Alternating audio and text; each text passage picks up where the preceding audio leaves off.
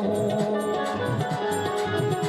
जग जाल नाथ बचाए रहूं। नित पाकिए झांकी निहारा करूं। नित पाकिए झांकी निहारा करूं। छवि छाक से मोहे चकाए रहूं। ये हो बाके बिहारी विनती नहीं। मित नैना से नैना मिलाया करो। जय राधे राधे श्री राधे राधे। जय क्षमा तेरे पितारे कटारे किरीट की मांग के पाग के धारी की जय जय। कुंडल सोहे कपोलन पे मुस्कान हो धीर प्रहारी की जय जय। राजेश्वरी दिन रात रहो। यही मोहन मोहन मुरारी की जय जय। प्रेम ते बोलत बोलत डोलो। बोलो शिवा के बिहारी की जय जय। जय राधे राधे श्री राधे राधे। जय राधे राधे श्री राधे राधे। जय श्यामा श्यामा श्री श्यामा श्यामा। जय श्यामा श्यामा श्री श्यामा। स्वस्ति श्री गणेशाय नमः। श्री सरस्वती नमः। श्री गुरु चरण कमलेभ्यो नमः।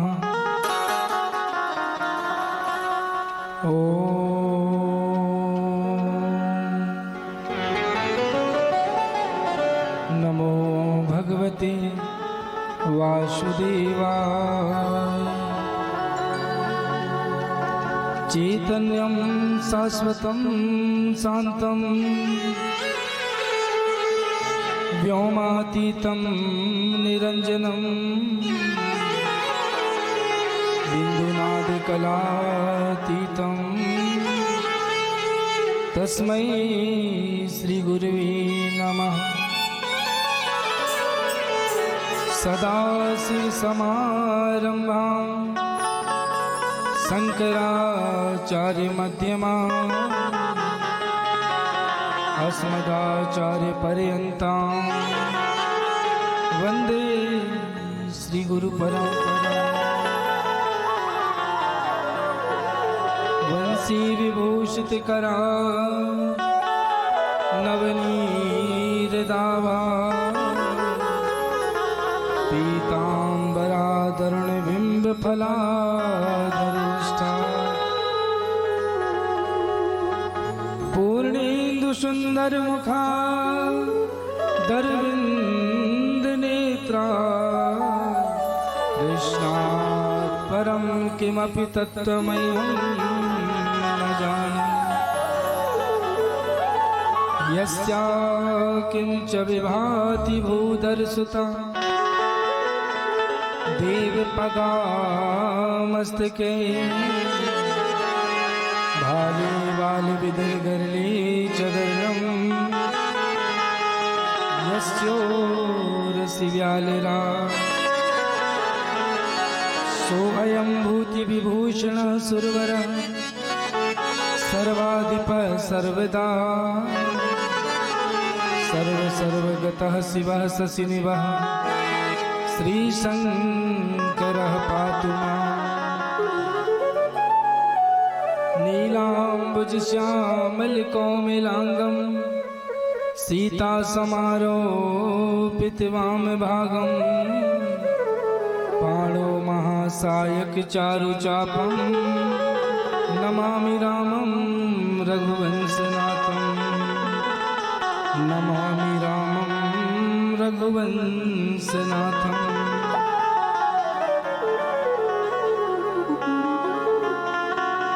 लोकाभिरामं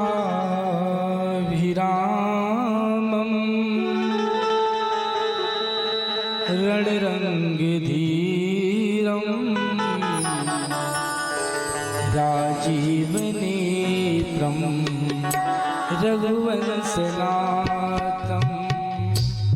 लोकाभिरामं रणरङ्गधीरं राजीवनेत्रं रघुवंशनाथं कारुण्यरूपं करुणाकरन्दं श्रीरामचन्द्रं शरणं प्रपद्ये श्रीरामचन्द्रं शरणं प्रपद्ये श्रीरामचन्द्रं शरणं प्रपद्ये मनोजवं मारुततुल्यवेगं मनोजवं मारुततुल्यवेगं जितेन्द्रियं बुद्धिमतां वरिष्ठं जितेन्द्रियं बुद्धिमतां वरिष्ठं वातात्मजं वानरोत्तमोख्यं श्रीरामदूतं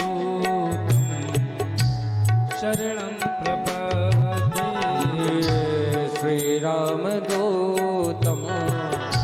शरणं प्रपद्ये श्रीरामदूतं शरणं प्रपद्ये श्रीरामदूतं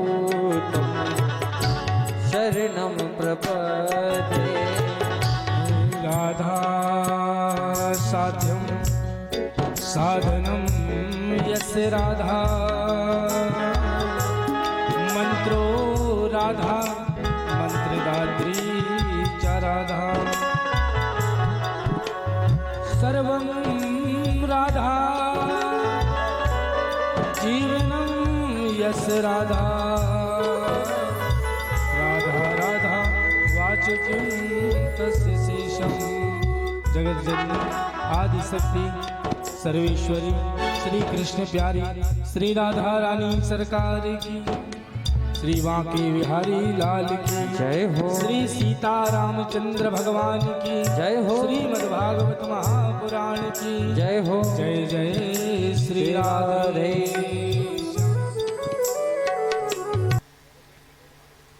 परम मंगलमय परात्पर अखिलेश्वर अकारण करुणा वर्णालय भक्त वांछित पीताम्बरधारी भगवान श्री बालकृष्ण एवं उनके ही वांगमय स्वरूप श्रीमद्भागवत महापुराण को हम सब कोट से प्रणाम करते हैं। श्रीमद्भागवत के साप्ताहिक ज्ञान यज्ञ में आवाहित विराजमान समस्त देवी देवताओं को कोट से सत सत प्रणाम करते हैं। हमारे इस ग्राम में इस क्षेत्र में विराजमान समस्त देवी देवताओं के चरणों में माँ खेरमाई माता खेरापति जगत जननी भगवती माँ आदिशक्ति दुर्गा भूत भावन देवादिदेव भगवान महादेव के पावन चरणों में कोट से प्रणाम। श्री हनुमान जी महाराज के पावन दिव्य चरणों में कोट से नमन। श्रीमद् भागवत की इस पावन कथा में पूजन का कार्य संभाल रहे हमारे आचार्यगण विद्वतगण आचार्य बंधुओं का को मैं वंदन करता हूं, उनको अभिनंदन करता हूं, उनका स्वागत करता हूं। और हमारे जो परीक्षित स्वरूप यजमान जोड़े यजमानगण बैठे हुए हैं एवं पवार परिवार के समस्त सदस्यगणों का स्वागत वंदन अभिनंदन इस पवित्र व्यासपीठ से आए हुए समस्त शिव स्वरूप पुरुष वृंदों का भक्ति शक्ति स्वरूपा मातृ शक्ति का इस पवित्र व्यासपीठ से मैं आपका स्वागत करता हूं, अभिनंदन करता हूं। हमारे सामवेद प्रणीत गंधर्व स्वरूप कुशल संगीतकार बंधुओं का स्वागत है, अभिनंदन है, वंदन है।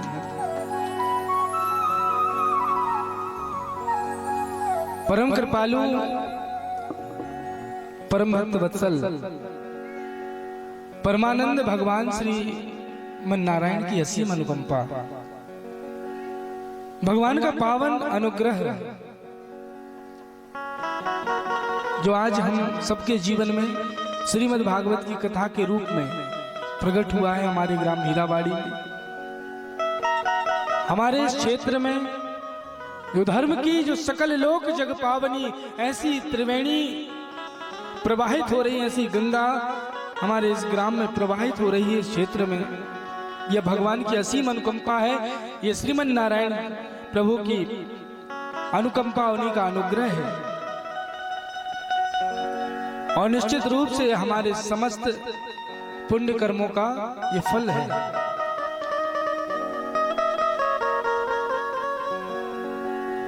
तो सर्वप्रथम जब हम भगवत चर्चा, भगवान की पावन कथा श्रवण करने के लिए बैठते हैं तो हम अपनी मन और वाणी को, अपनी चित्त वृत्तियों को एकाग्र करने के लिए, पवित्र करने के लिए श्री राधा नाम संकीर्तन, दो नाम भगवान के हमें लेना अपने मुखारविंद से, हमारे मुख में हरिनाम हो ताकि हमारा मन कथा में जितनी देर हम यहाँ पर बैठे हैं लग सके और श्री राधा कृष्ण के चरणों में, युगल चरणों में भगवान के हम अपने मन को लगा सकें। तो आप सभी लोग हमारे साथ मीठी मीठी ताली सेवा करते हुए आपको भी गाना है और भगवान के पावन चरणों में अपने मन को लगाकर रखना है।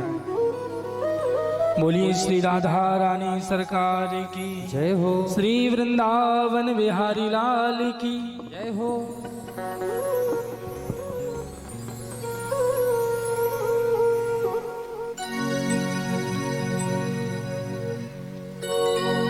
जय राधा माधव,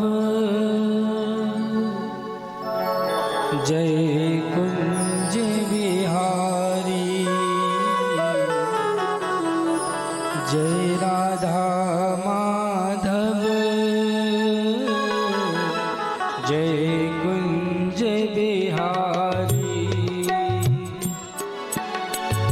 जय राधा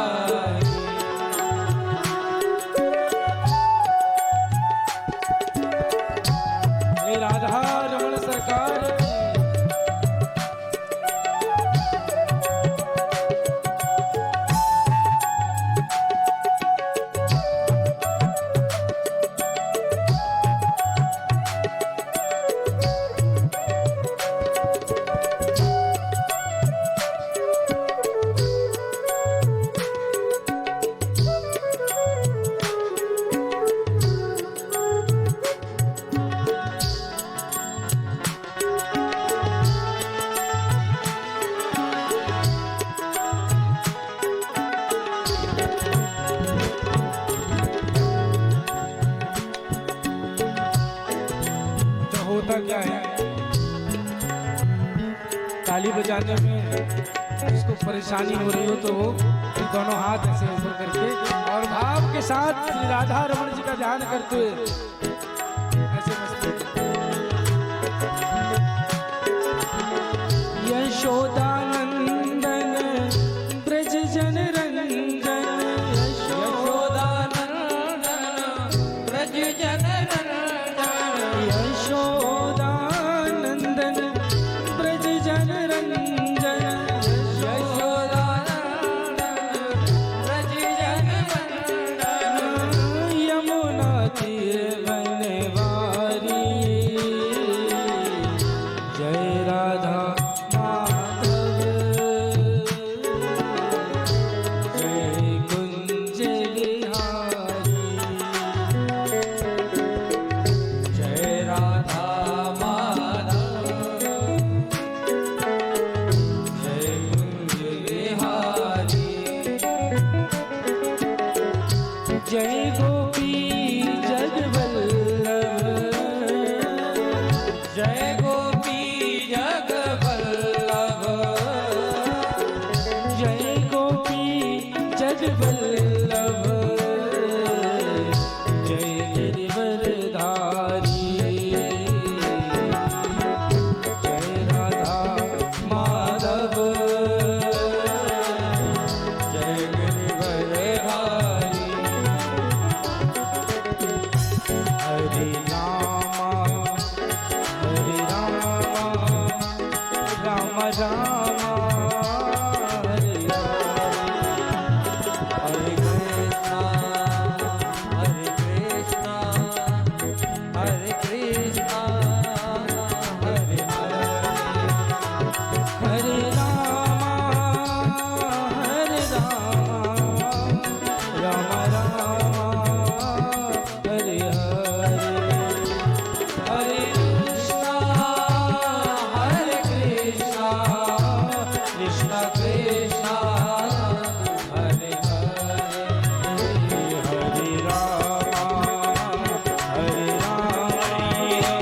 राम राम हरे हरे, कृष्णा कृष्णा कृष्णा कृष्णा हरे हरे, हरे राम राम हरे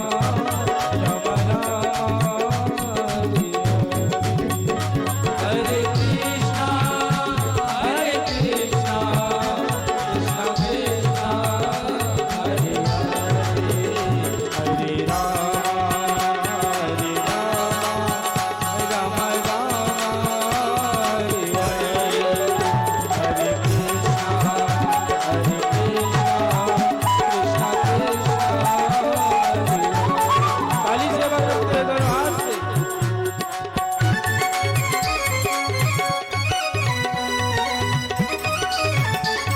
ये राधा रमण सरकार की।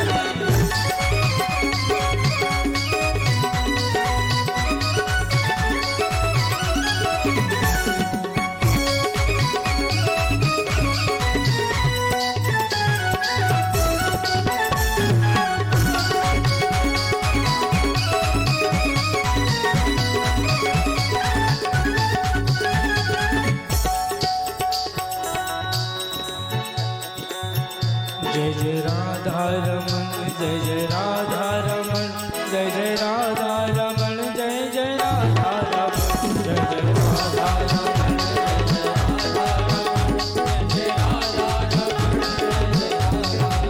ओ मेरो राधा रमन प्यारो राधा रमन, मेरो राधा रमण प्यारो राधा रमण, आ मेरो राधा रमन प्यारो राधा रमन, जय राधा रमण प्यारो राधा रमण, जय जय राधा रमन मेरो राधा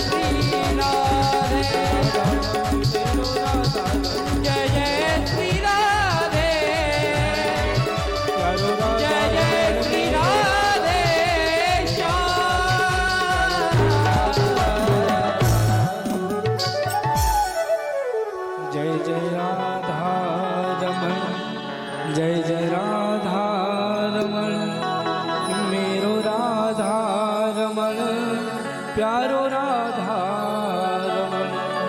बोली श्री राधा रमण लाल की जय हो, श्री वृंदावन बिहारी लाल की जय हो, जय जय श्री राधे श्याम।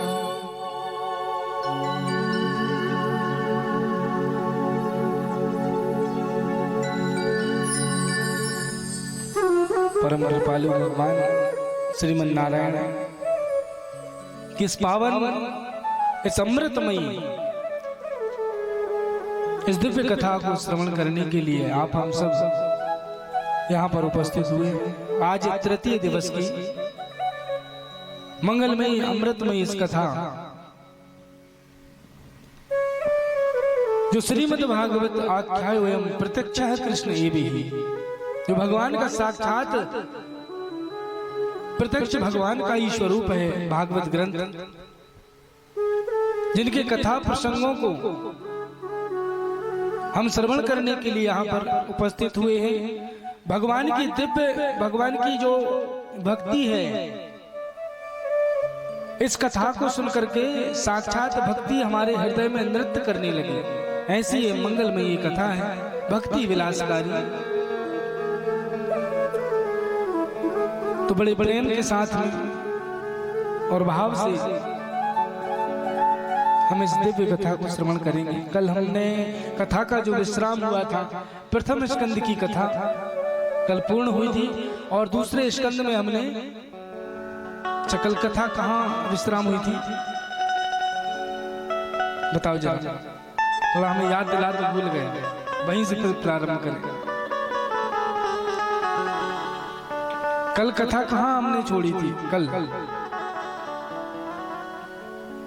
जो दोपहर टाइम के इस समय की जो कथा थी, रात्रि वाली कथा की बात नहीं कर रहे।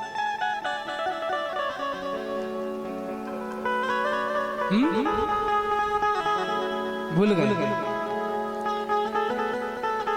कथा हमें ऐसे नहीं सुननी है, हम रोज पूछेंगे और प्रतिदिन आज क्या सुनाया है, कल की कथा में पूछेंगे कहाँ, तो हमें याद दिला दिया करो, इतना थोड़ा सा कष्ट आपको करना है, ठीक है? थोड़ा सा क्या है, समय के कारण और लगातार अभी विगत पिछले महीनों से लगातार कार्यक्रमों में, भागवत कथा में, यहाँ अनेक स्थानों में जाने के कारण और व्यस्तता होने के कारण थोड़ा स्वास्थ्य में कल जरा थोड़ा गड़बड़ था।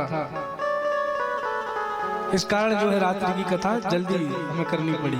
बाकी आज से आपको पूरी रात हम ठंड में बिठा के और पूरी श्रीमद् भागवत की कथा हम श्रवण कराएंगे इन 7 दिनों में।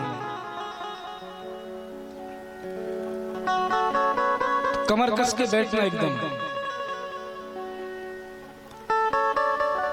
गुरुदेव सुखदेव जी महाराज ने जैसी कथा राजा परीक्षित को जो दिव्य कथा सुनाई थी, देखिए कथा का फल भी यही है।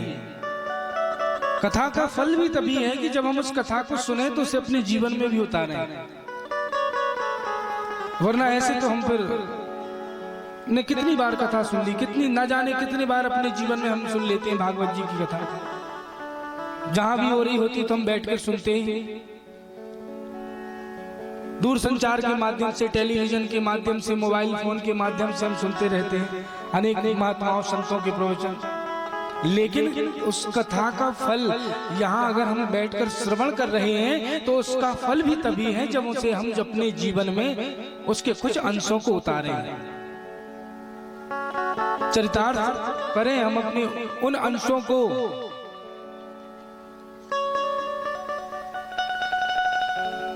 और देखिए भगवान की कथा तो इतनी है, हरि अनंत, हरि कथा अनंता। जैसे वो प्रभु अनंत हैं तो भगवान की कथा भी अनंत है। लेकिन जितनी वाणी और जितने सामर्थ्यता प्रभु ने हमें दी है, उतना हम श्रवण कराने का हम आपको प्रयास करेंगे और आप उसे एकाग्र चित्त होकर के बुद्धि को निश्चयात्मिका बनाकर आपको भी श्रवण करना है। क्योंकि तभी हमारा कथा सुनाना भी सार्थक होगा। अच्छे श्रोता मिलना ये वक्ता के लिए बड़े भाग्य की बात होती है। और एक बात अब हम सच सच बता रहे हैं, अनेकों स्थानों में हम जाते हैं। अभी यहाँ आने के पूर्व ही 2 दिन पहले ही हम मां नर्मदा के किनारे हमारा श्री रुद्र महायज्ञ चल रहा था और श्रीमद् भागवत की कथा मां नर्मदा के उत्तर तट में अमरकंटक के पास में मंडला जिले में। तो जब हम वो कथा से फिर डायरेक्ट में ही आए, क्योंकि यज्ञ था, बड़ा आयोजन था। वहां के हमने और उसके पहले भी लगातार कथाएं अभी कुछ महीनों से चल रही थी। तो हमने देखा कि जैसे कुछ यम भागवत जी में कहा है कि अच्छे श्रोता मिलना वक्ता के लिए बड़े भाग्य की बात होती है। तो जैसे मुझे यहाँ श्रोता मिले आप जैसे, ऐसे श्रोता मुझे याद नहीं आ रहा कि पिछली कथाओं में कब और कहाँ मिले थे। इतने बढ़िया और आप इतने रसिक श्रोता हैं भगवान की पावन कथा की कि आपको हम पाकर हम अपने आप को धन्य महसूस कर रहे हैं। ऐसे ही मन लगाकर आप भगवान की इस पावन दिव्य कथा को श्रवण करते रहे, क्योंकि शांति भी एक प्रकार की भक्ति है। भक्ति के 9 स्वरूप हैं। नवदा भक्ति भागवत जी में आगे हम सुनेंगे कथाओं में कि नवदा भक्ति का जो उपदेश है, रामचरितमानस में भी जैसे गोस्वामी जी महाराज ने लिखा है कि प्रभु श्री राम ने माता सबरी को जो दिए थे 9 प्रकार की भक्ति, उनमें एक भक्ति है शांति भी, जो भागवत जी में भी 9। तो शांति भी एक प्रकार की भक्ति है। और जिसको ये मिल जाए, शांति जो है अगर हमें मिल जाए अपने जीवन में, और ऐसे ही शांति बनाकर आप बैठे हैं और कथा सुन रहे हैं, तो हमें उसका दुगना फल प्राप्त होता है। कथा में भैया एक बात बड़ी विशेष ध्यान रखना, लेकिन कि कभी भी कथा में हमने बहुत से लोगों को देखा है कि अब खुद आते हैं जब कथा में बैठने के लिए, आए बाहर से कथा चल रही है और उस समय आते तो हैं, लेकिन ऐसे भाव बनाकर आते हैं कि आए और मतलब जहां बैठना है शांति से आए और शांति से बैठ जाए भगवान की। देखिए कथा में लेकिन बैठते हैं तो 2-4-10 प्रकार की बातें ना कर लेंगे पड़ोस वाले से, तब तक फिर इसके बाद 10 मिनट बाद कथा में मन लगाएंगे। तो ये ध्यान रखना है कि आए और शांति से बैठ जाए, क्योंकि इससे दोष लगता है कि हम तो कथा हम ठीक है बाद में सुनेंगे, लेकिन हमने दूसरे का जो मन लगा था उसे भी हमने विचलित कर दिया। तो हमें ये कार्य नहीं करना। आए कथा में बढ़िया बैठे, और यदि आपको उठना है तो शांति से उठे, शांति से अपना कार्य करके फिर आकर बैठ जाए, ताकि दूसरों को व्यवधान भी ना हो।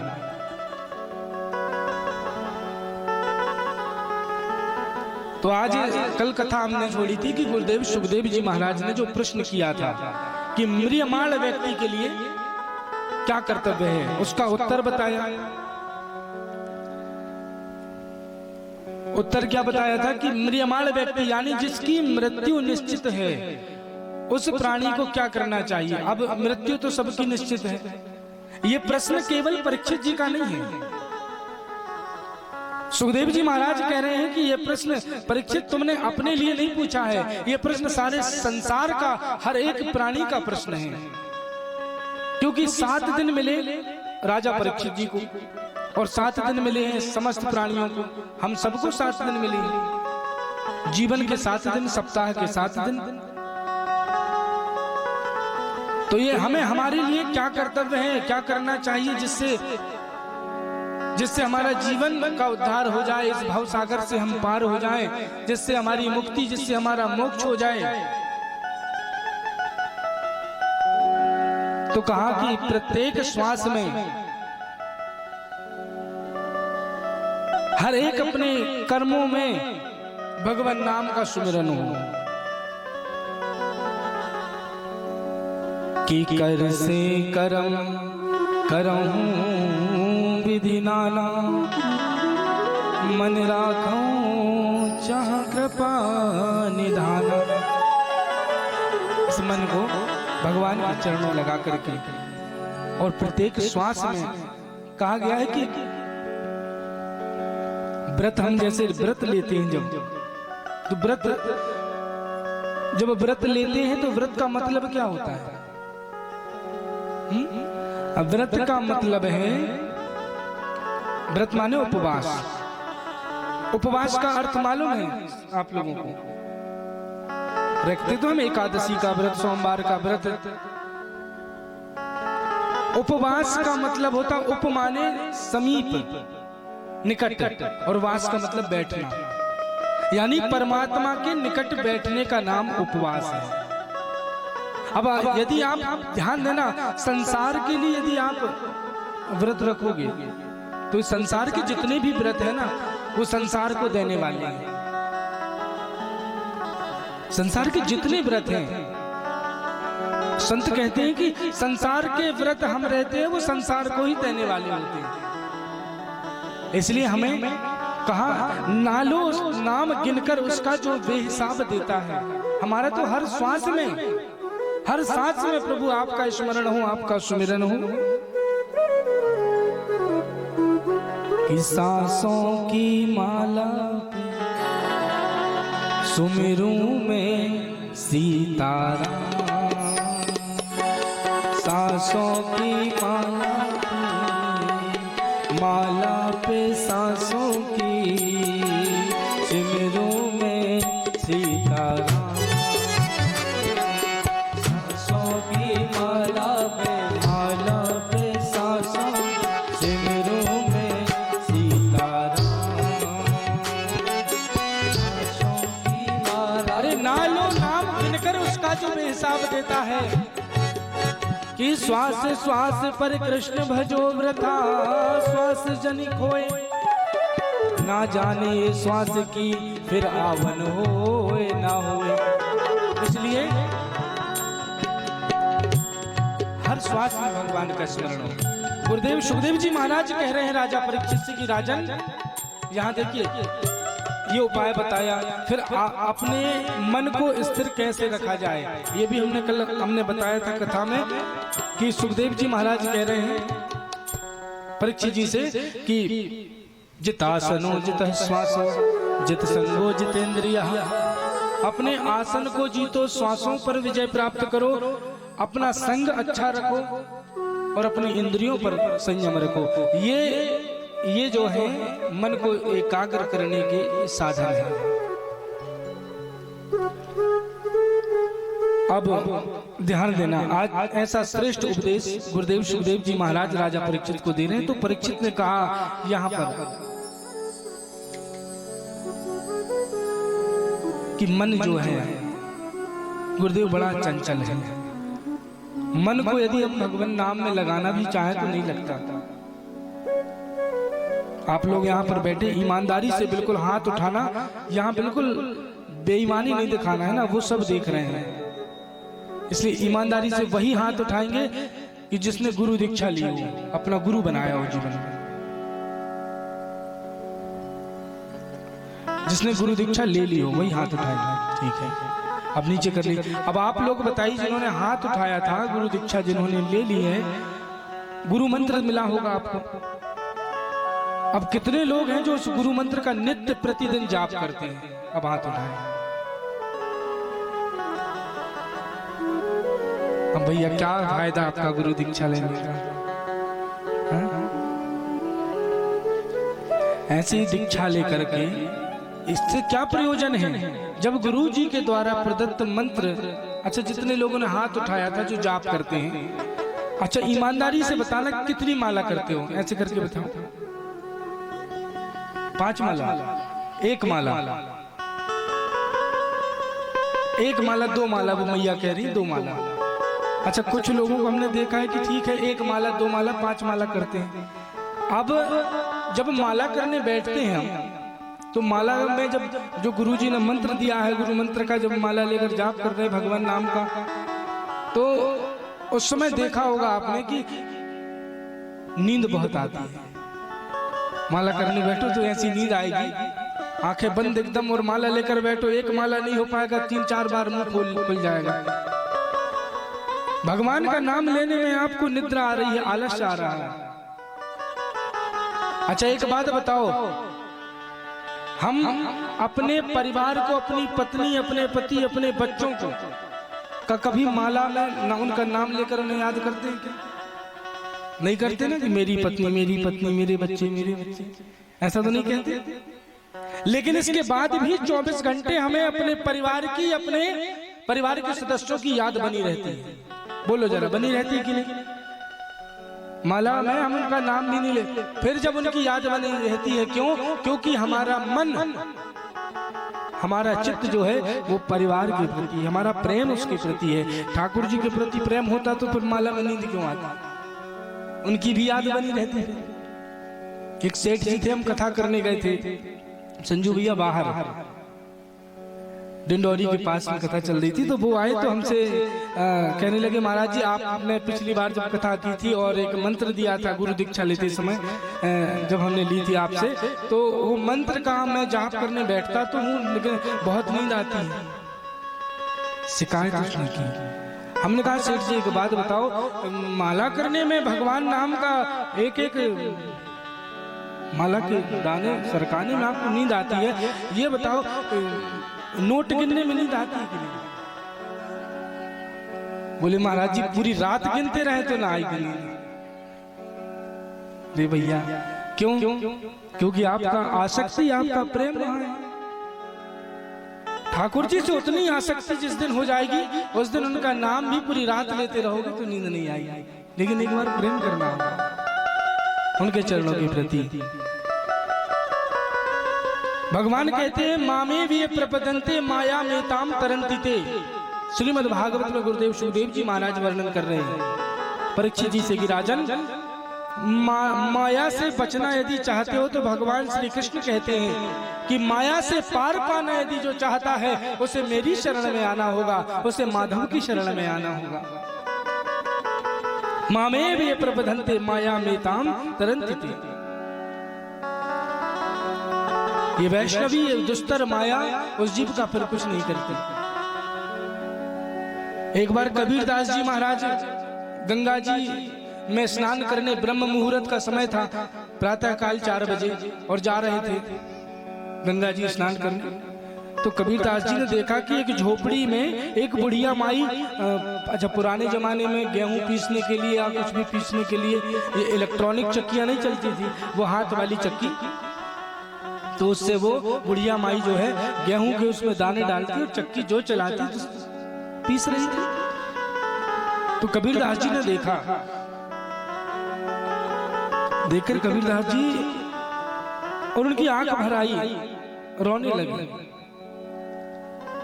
कि चलती चक्की देख कर दिया कबीरा रोए, 2 पाटन के बीच में साबुत बचा न कोई। तो बुढ़िया माई ने कहा कि बाबा क्यों रो रहे हो आप? कबीरदास जी कहने लगे, मैया मैं इसलिए रो रहा हूँ, मैं देख रहा हूँ कि एक जो चक्की है उस चक्की का एक पल्ला ऊपर है और दूसरा नीचे है, और आप गेहूं के दाने उसमें डाल रही हो, और जो चक्की को चलाती हो सारे गेहूं के दाने पिस जाते हैं। लेकिन इसी प्रकार मैया ये आसमान रूपी एक पल्ला ऊपर है और ये भूमि रूपी दूसरा पल्ला नीचे है। भगवान ने हम सबको यहाँ इस चक्की में, संसार रूपी चक्की में भेज दिया, और समय का जो पहिया चल रहा है, समय का चक्र, उसमें सब हम पिस रहे हैं एक करके। बुढ़िया मैया कहने लगी कि बाबा शायद लगता है आपने अभी चक्की को ध्यान से नहीं देखा, एक बार ध्यान से देखो, इसमें एक पल्ला ऊपर है और दूसरा नीचे है, और मैं गेहूं के दाने डालती हूँ लेकिन वो दाने पिसने से बच जाते हैं। इसमें ध्यान से देखो, एक पल्ला ऊपर एक नीचे और बीच में लोहे की एक कील है। जो गेहूं के दाने उस लोहे की कील से लगे रहते हैं, चिपके रहते हैं, चक्की कितनी भी चलाते रहो वो दाने पिसते नहीं। उसी प्रकार बाबा यदि परमात्मा के चरणों से जो लगा रहता है, उनकी शरणागत जो हो जाता है, वो इस माया से, भव सागर से पार हो जाता है और उस माया से पिसने से बच जाता है। बड़ा देखिए, इसी प्रकार भगवान कह रहे हैं कि सन्मुख होई जीव मोहि जबहि, जन्म कोटि अधनासहि तबहि।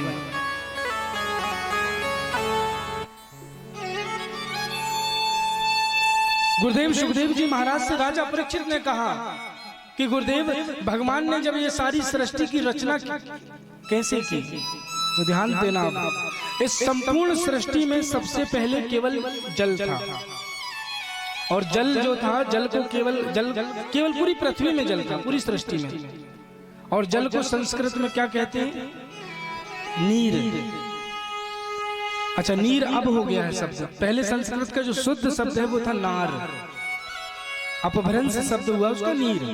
लेकिन शब्द शुद्ध व्याकरण दृष्टि से नार है। और अयन का मतलब होता है रहना, निवास करना या वास करना, अयन संस्कृत में।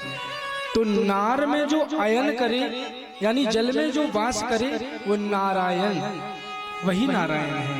तो पूरी सृष्टि में केवल एक नारायण थे। जब केवल पूरे सृष्टि में जल ही जल था, तो एकमात्र कौन थे? नारायण।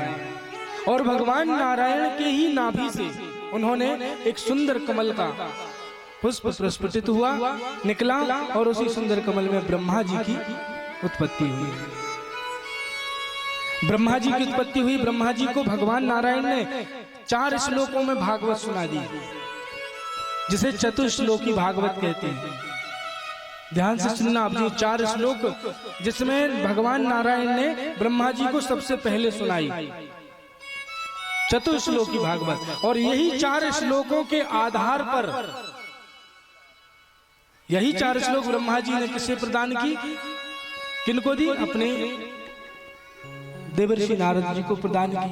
और वही 4 श्लोकों के आधार पर व्यास जी महाराज ने 18,000 श्लोक रूपी भागवत ग्रंथ लिख दिया।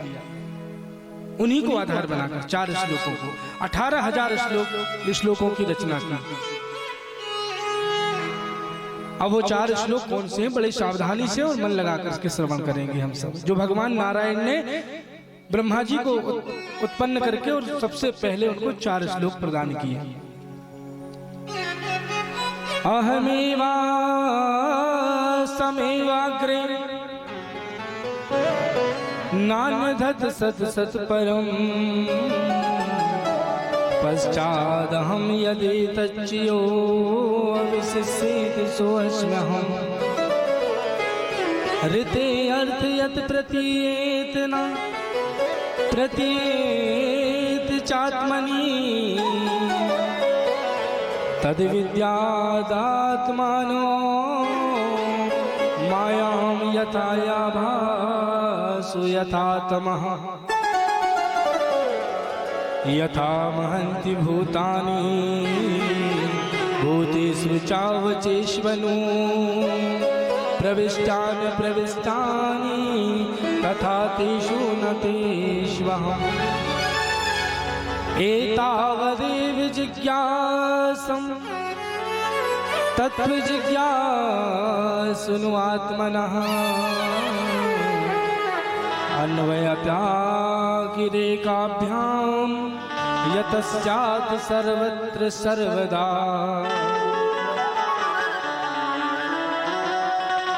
भगवान श्रीमन नारायण ने 4 श्लोक ब्रह्मा जी को प्रदान किए। भगवान कह रहे हैं कि अहम एवासमेवाग्रे नान्यदत् सत सत परम। ब्रह्मा जी को उपदेश कर रहे हैं कि ब्रह्मा जी, संपूर्ण सृष्टि में जब कुछ नहीं था तो केवल एकमात्र मेरी सत्ता थी, और सृष्टि के बनने के बाद भी किसकी सत्ता रहती है? भगवान नारायण की। और जब सृष्टि का प्रलय हो जाता है तभी एकमात्र जो रहते हैं वो है भगवान नारायण। ये भगवान ब्रह्मा जी को बात बता रहे हैं। ये 4 श्लोक भगवान नारायण कह रहे हैं कि ब्रह्मा जी से कि इस संसार में, इस सृष्टि में जब जो कुछ भी हमें, जो चीज है जो हमें दिखाई देती है, संसार में जो नहीं है वो हमें दिखाई देती, और जो चीज है वो हमें दिखाई नहीं देती। तो संसार में ऐसी कौन सी चीज है जो हमें दिखाई नहीं देती और है? तो कहा कि प्रत्येक कण कण में, अणु अणु परमाणु में, हर एक पत्ते में, हवा में, अग्नि में, जल में, वायु में, आकाश में वो ईश्वर है, वो परमात्मा है, वो शिव है, वो नारायण है। लेकिन इसके बाद भी हमें दिखाई नहीं देती। हरि व्यापक सर्वत्र समाना, और जो कुछ हमें दिखाई देता है उसे हम सत्य समझ लेते हैं। तो इस प्रकार भगवान नारायण ने ब्रह्मा जी को ये उपदेश प्रदान किया। अब सृष्टि की रचना की बारी है, तो ब्रह्मा जी ने सर्वप्रथम क्या किया? ब्रह्मा जी ने सबसे पहले जब संसार में जीवों की रचना की बात आई कि सृष्टि की रचना करनी है, तो ध्यान से सुनना, ब्रह्मा जी ने सबसे पहले अंडज वाले जीव बनाए। क्या बनाए? अंडज, मतलब जो अंडे से जिनकी उत्पत्ति होती है, अंडों से। अब ये बताओ, बहुत कहते थे ना कि पहले मुर्गी आया कि अंडा आया। क्या आया पहले? भागवत जी कह रही कि पहले अंडा आया। अंडज, जो अंडों से जिनकी उत्पत्ति होती, ये ब्रह्मा जी ने सबसे पहले बनाई। दूसरे ब्रह्मा जी ने सृष्टि रचना के क्रम में दूसरे जीव बनाए, उद्भिज।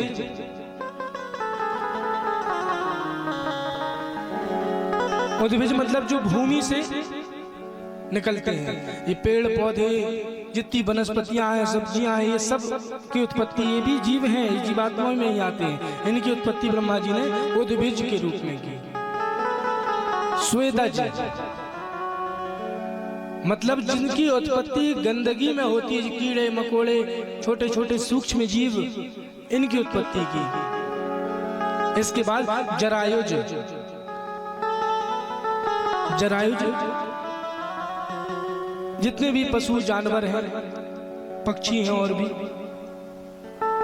और इसी क्रम में ब्रह्मा जी ने मनुष्य की भी उत्पत्ति की।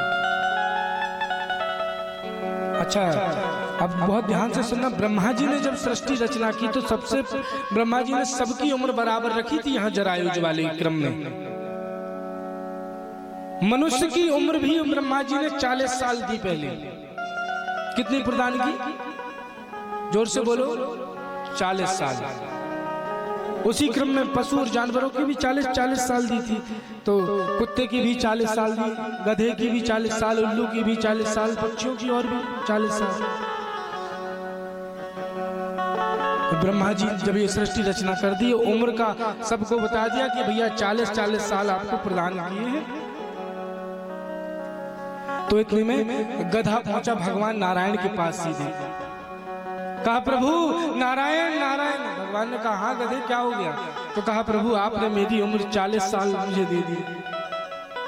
कहा, क्या करूंगा इतनी उम्र लेके? 40 साल तक दूसरे का बोझा ढोता रहूंगा, वजन लाद करके चलता रहूंगा। इसलिए प्रभु एक काम करिए, बड़ी कृपा होगी, आप मेरी उम्र आधी कर दो, तो 20 साल कर दो। भगवान ने कहा कि ठीक है गधा, तेरी उम्र में 20 साल किए देता हूँ। भगवान ने गधे की उम्र कितनी कर दी? 20 साल, और 20 अपने पास रख ली। अब मनुष्य आ गया पीछे से, गधा को देखा। मनुष्य पहुंचा, प्रभु। भगवान ने कहा, बोलो भैया। कहा, 40 साल दियो बहुत कम है, थोड़ी सी और मिल जाती अगर तो बड़ा अच्छा, कृपा हो जाती। भगवान ने कहा कि ये गधे की बची है 20 साल, कहो तो ये दे दे। कहा, प्रभु चल जाएगी, कोई बात नहीं। 20 साल उठाई भगवान ने गधे की। अब मनुष्य कितने का हो गया? आवाज नहीं आई, जोर से बोलो। 60 साल का। अब इतने में पहुंचा कौन? कुत्ता पहुंचा भगवान के पास। कहा, प्रभु नारायण नारायण। भगवान ने कहा, हाँ। अब कुत्ते से भगवान ने कहा, कहो तुम्हारी क्या समस्या है? कुत्ते ने कहा, प्रभु आपने 40 साल मेरी उम्र मुझे दी है, 40 साल तक मैं क्या करूंगा प्रभु? दूसरों के दरवाजे पर बैठा रहूंगा, रखवाली करता रहूंगा, और किसी ने कुछ दे दिया तो वही पालूंगा 40 साल तक। कहा, प्रभु मेरी उम्र भी आधी कर दो। भगवान ने कहा, ठीक है तेरी उम्र भी आधी की। 20 साल भगवान ने कुत्ते की अपने पास रख ली, कुत्ता हो गया 20 साल का। अब मनुष्य फिर आ गया। मनुष्य ने कहा, प्रभु 60 साल में प्रभु थोड़ी कम है, थोड़ी सी और अगर मिल जाती तो बड़ी कृपा होती। भगवान ने कहा कि ये कुत्ते की बची है 20 साल। कहा, प्रभु चल जाएगी। उठा के भगवान ने कुत्ते की उम्र दे दी। अब मनुष्य कितने का हो गया? 80। अब पहुंचा उल्लू भगवान के पास।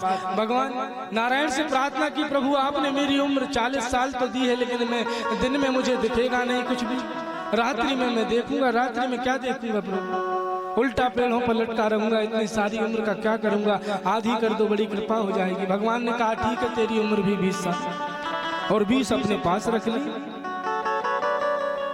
20 अपने पास रख ली। और अब ध्यान देना, मनुष्य फिर पहुंच गया, क्योंकि मनुष्य का मन कभी नहीं भरता। मनुष्य फिर पहुंचा, कहा नारायण प्रभु। भगवान ने कहा तो कहा 80 से थोड़ी सी और मिल जाती, अभी 80 है।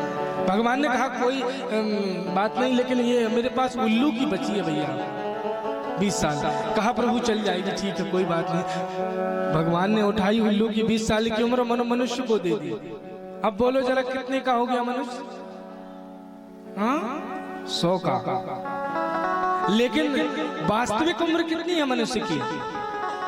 हाँ 40 वर्ष।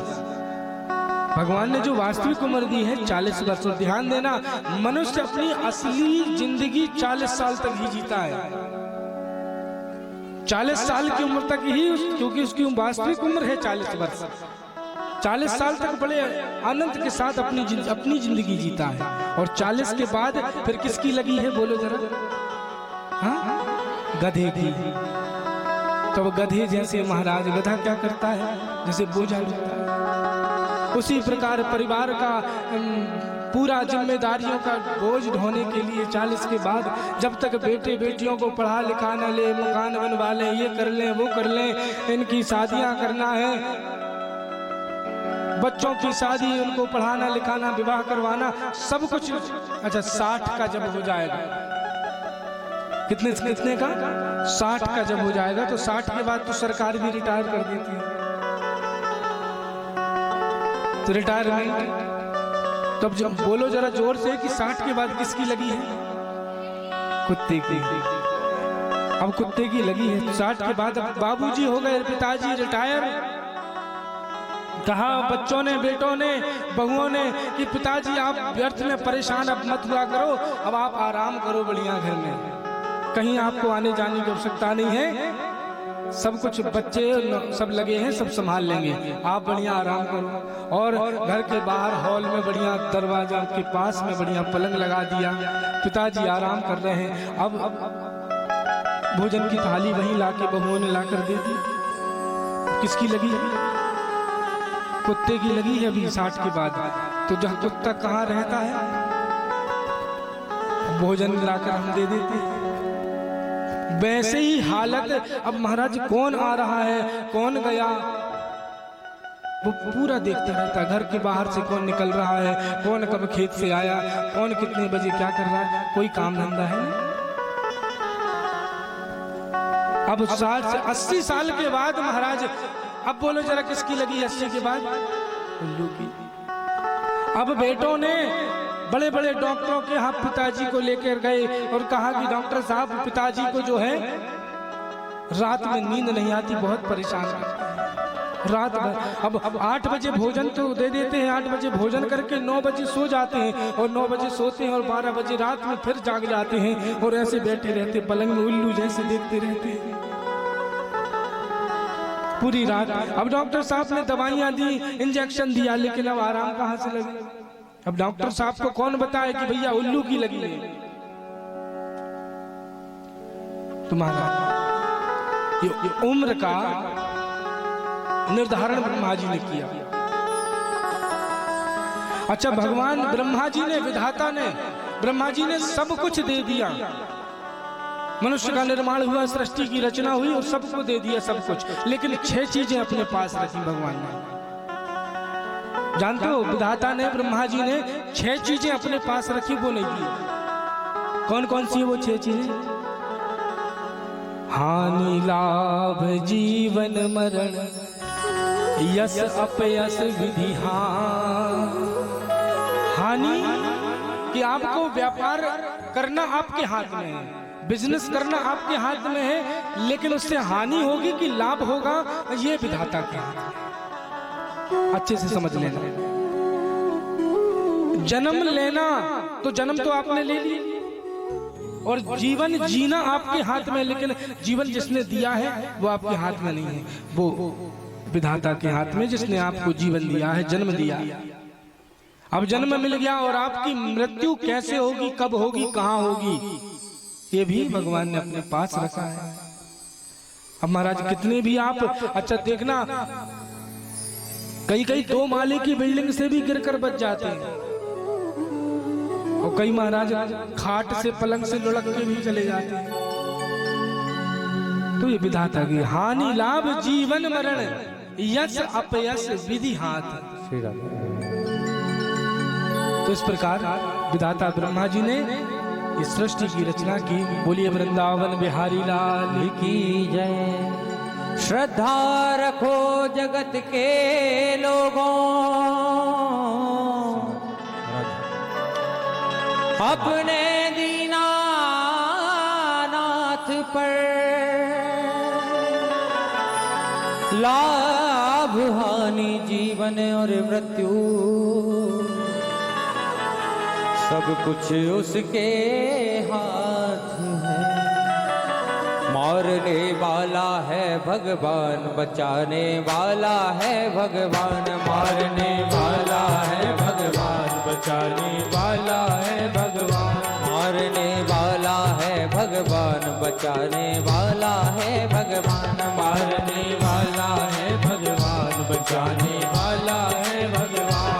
ओ बाल नबा का होता उसका, का होता उसका, बाल नबा का होता उसका, बाल नबा का होता उसका, रक्षक दया निदान, मारने वाला है भगवान, बचाने वाला है भगवान, मारने वाला है भगवान, बचाने वाला है भगवान, मारने वाला है भगवान, बचाने वाला है भगवान, मारने वाला है भगवान, बचाने वाला है भगवान।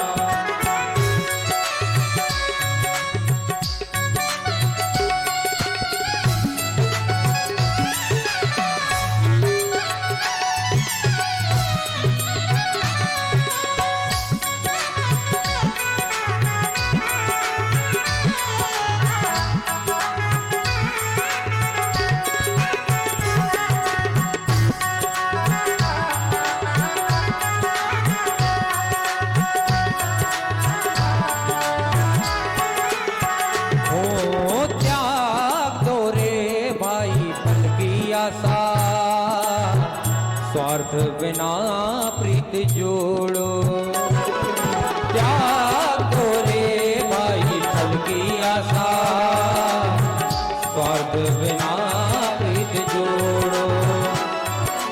कल क्या होगा इसकी चिंता, जगत पिता पर छोड़ो।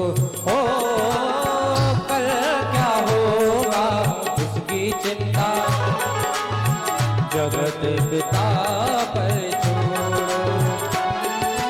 क्या होनी है क्या न होनी हो, क्या होनी है क्या न होनी, सबका उसको ज्ञान, मारने वाला है भगवान, बचाने वाला है भगवान, मारने वाला है भगवान, बचाने वाला है भगवान। ओ बाल नबा का होता उसका,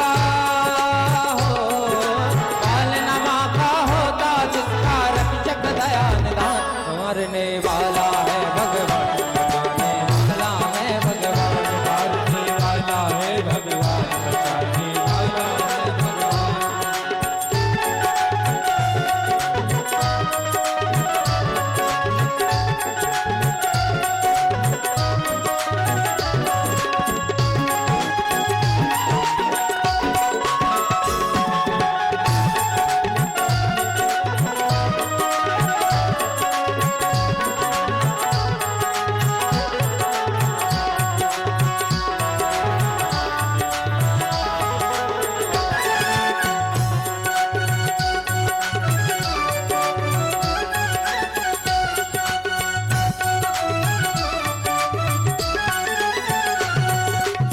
थल अग्नि आकाश पवन पर केवल उसकी सत्ता। जल थल अग्नि आकाश पवन पर केवल उसकी सत्ता। हाँ, जल थल अग्नि आकाश पवन पर केवल उसकी सत्ता। जल थल अग्नि आकाश पवन पर केवल उसकी सत्ता। प्रभु भिक्षा के बिना यहाँ पर हिल न सके एक पत्ता हो। प्रभु भिक्षा के बिना यहाँ पर हिल न सके एक पत्ता।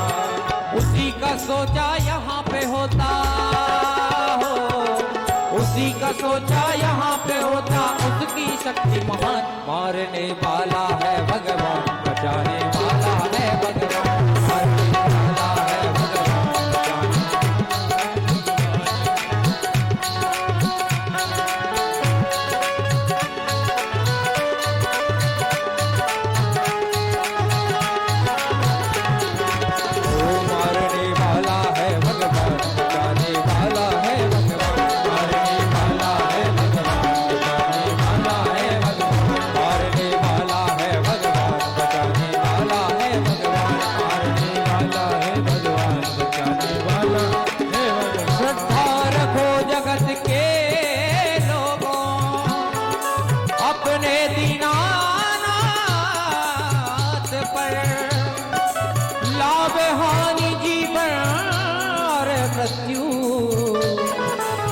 सब कुछ उसके हाथ में, मारने वाला है भगवान, बचाने वाला है भगवान, मारने वाला है भगवान, बचाने वाला है, मारने वाला है भगवान, बचाने वाला है भगवान, मारने वाला है भगवान, बचाने वाला है भगवान। बोली वृंदावन बिहारी लाल की जय। जय जय श्री राधे श्याम। आइए हम आगे कथा प्रसंगों की ओर चलते हैं। गुरुदेव शिवदेव जी महाराज ने इस सृष्टि की रचना भगवान ने, नारायण ने विधाता ब्रह्मा जी को जो आदेश दिया और ब्रह्मा जी ने जो सृष्टि की रचना की, ये सारी बातें माया और माया के कार्य एवं माया से बचने के उपाय, ये सारी बातें सुखदेव जी महाराज ने राजा परीक्षित को बताई। और यही बातें ध्यान देना, सुखदेव जी महाराज कहते हैं जैसे प्रश्न यहाँ परीक्षित जी ने किया, ठीक वैसे ही प्रश्न विदुर जी ने मैत्रेय मुनि से कहे थे। तो यहाँ परीक्षित जी ने कहा कि गुरुदेव, विदुर जी की सारी कथा और मैत्रेय मुनि का संवाद आप हमें सुनाने की बड़ी कृपा करें। तो गुरुदेव सुखदेव जी महाराज वर्णन करते हैं राजा परीक्षित से कि राजन, ध्यान से सुनना भी प्रसंग।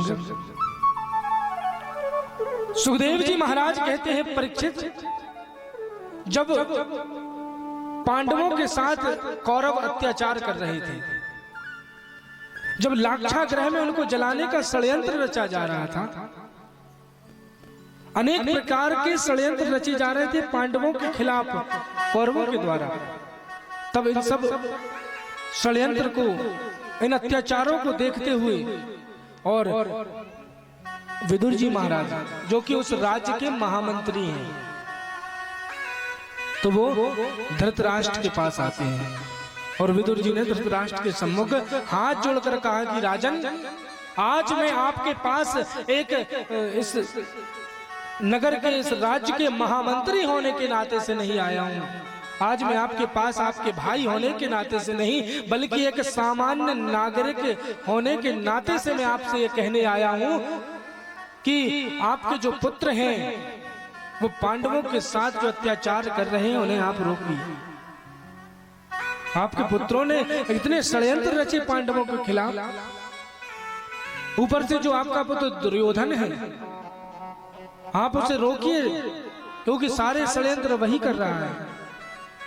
ये मत समझना राजन कि पांडव कमजोर हैं, उन्हें कमजोर मत समझना, क्योंकि आपकी धृतराष्ट्र से कह रहे हैं विदुर जी की आपकी आंखें संसारिक आंखें तो नहीं है, लेकिन जो बुद्धि विवेक रूपी जो आंखें हैं, जो नेत्र हैं, वो भी आपके साले शकुनी ने उसे विकृत कर दिया है, बिगाड़ के रख दिया है। तो कुछ करिए आप, ध्यान से सुनना। यहाँ विदुर जी एक नीति शास्त्र का एक वाक्य कहते हैं कि राजन, नीति शास्त्र भी यही कहता है कि यदि एक गांव के नष्ट करने से, एक गांव को नष्ट करने से यदि पूरा राष्ट्र, पूरा देश सुरक्षित रहता है तो उस गांव को नष्ट कर देना चाहिए।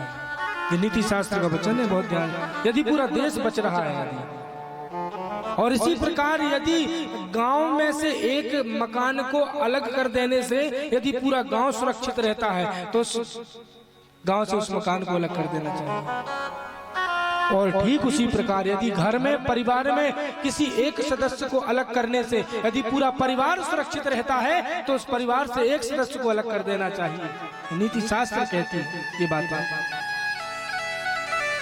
जब विदुर जी ने जब ये बात कही तो पीछे से दुर्योधन ने सुन लिया सब। दुर्योधन आया और हाथ पकड़ा विदुर जी का और बड़े अपमान सूचक, अपमानजनक शब्द उनको कहे।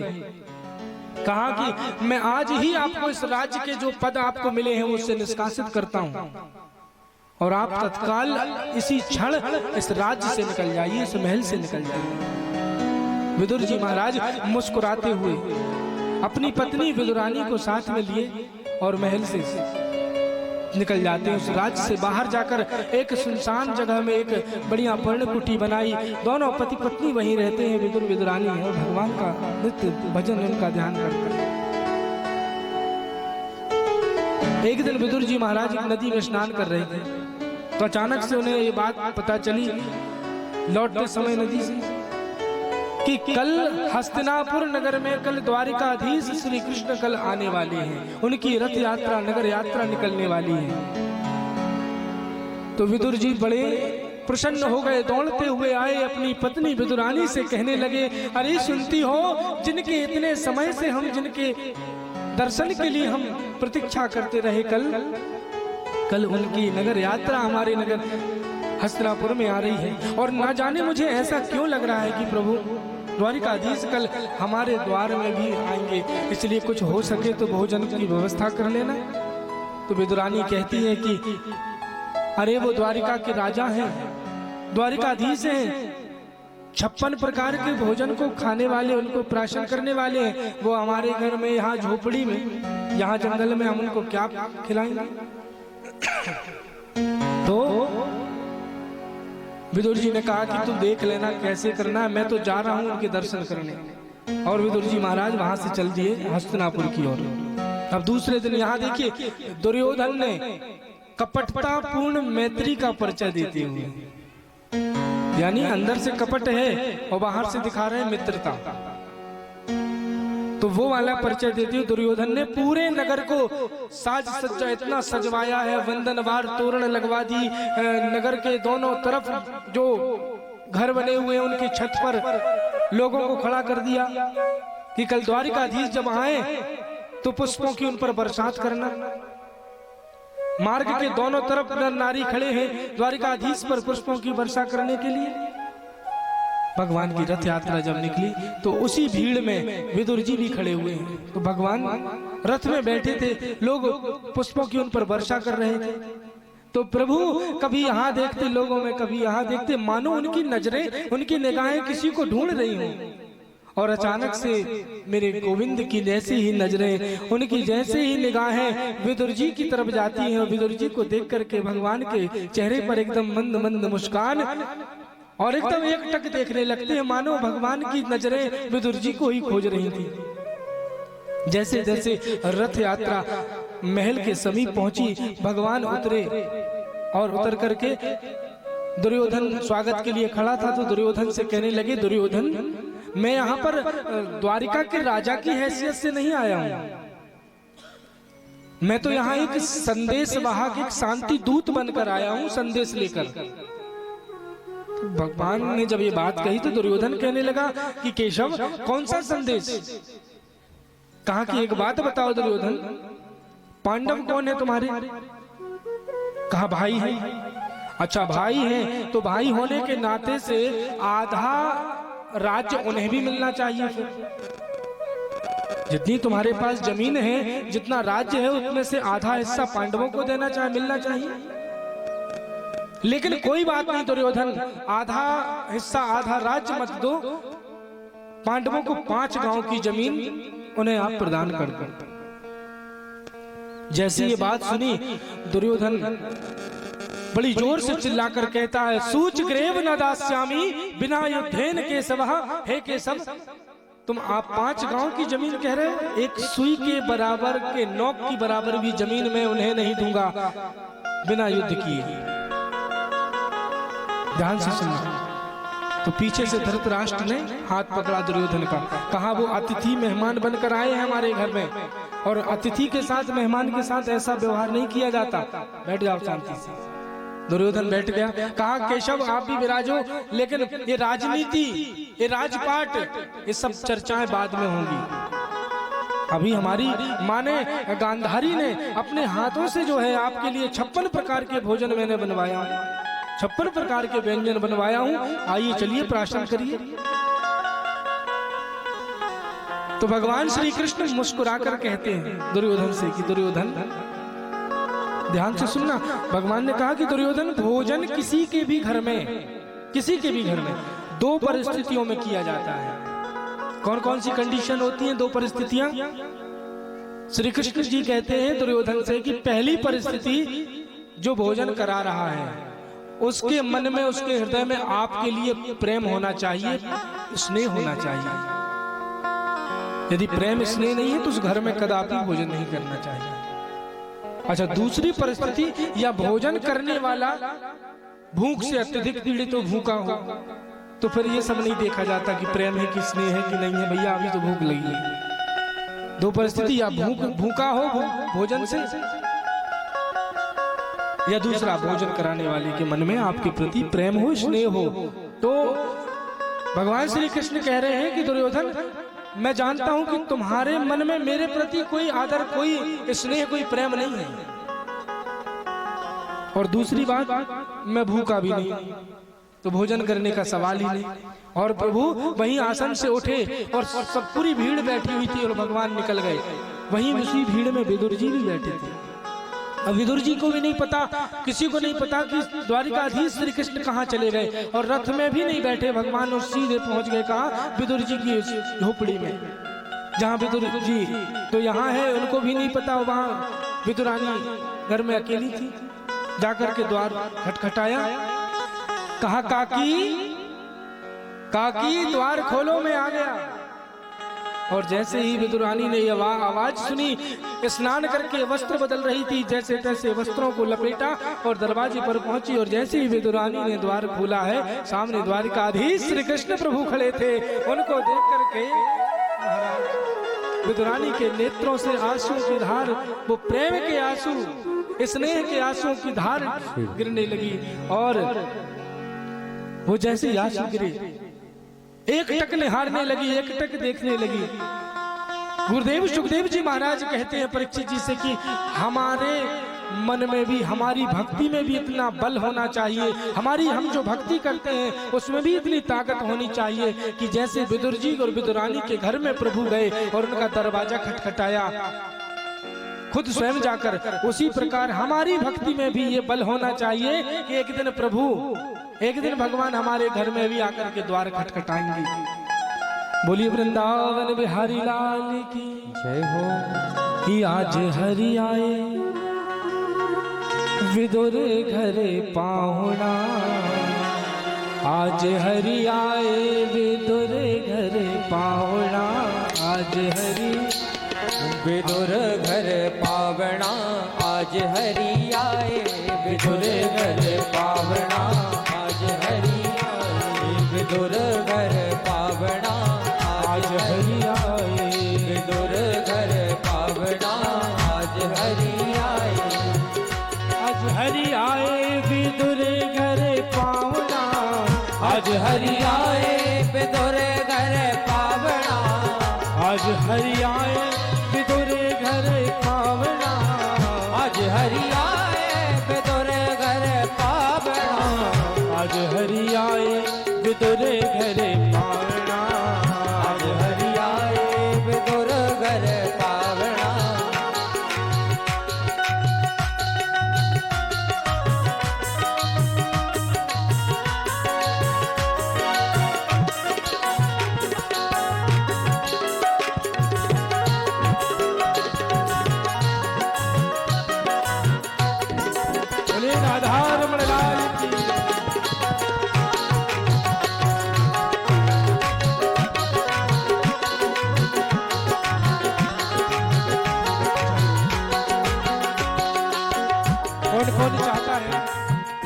हमारे घर में भी भगवान आए, पूरे पूरे लंबे लंबे हाथ उठाओ। हाथ उठाने में बड़ी कंजूसी करते हैं आप लोग, बाकी तो सब बढ़िया है।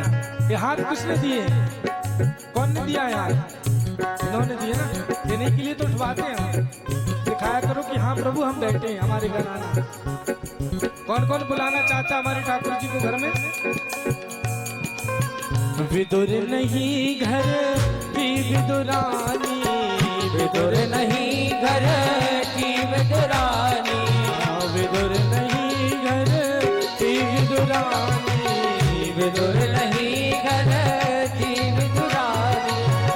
आवत देखे सारंग पानी, आवत देखे सारंग पानी, आवत देखे सारंग पानी, आवत देखे सारंग पानी। भोजन कहाँ मैं चिबावना, भोजन कहाँ मैं जिवावना। आज हरि आए बेतुरे घरे पावना, आज हरि आए विदुर घर पावना, आज हरि आए।